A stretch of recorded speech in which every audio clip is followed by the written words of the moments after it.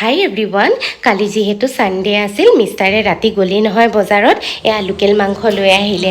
আৰু ৰেচিপিটো কি দিম আপোনালোকেতো জানেই, তথাপিও মই কেনেকৈ বনালোঁ বোলো আপোনালোকৰ লগত তাকে শ্বেয়াৰ কৰোঁ। আহকচোন চাওঁ। এয়া প্ৰথমত তেল গৰম হোৱাৰ পিছত ইয়াত 2টা তেজপাত দিলোঁ আৰু তাৰপিছত সৰহকৈ পিঁয়াজ দি দিছোঁ।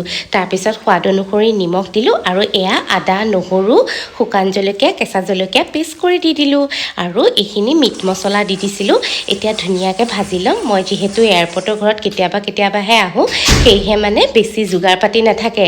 এয়া দেখিছেনে, পেকেট আনি দিছোঁ। আৰু তাৰপিছত এয়া চিকেন মছলা দিলোঁ আৰু অকণমান ৰংগুড়া দিছোঁ আৰু অকণমান জিৰা পাউডাৰ।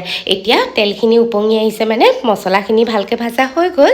এতিয়া লোকেল মাংসখিনি দি দিছোঁ আৰু ধুনীয়াকৈ ভাজি ল'ম। মিষ্টাৰে কৈছে একেবাৰে পানী নিদিবা, অকল ড্ৰাই ফ্ৰাই টাইপ কৰিবা।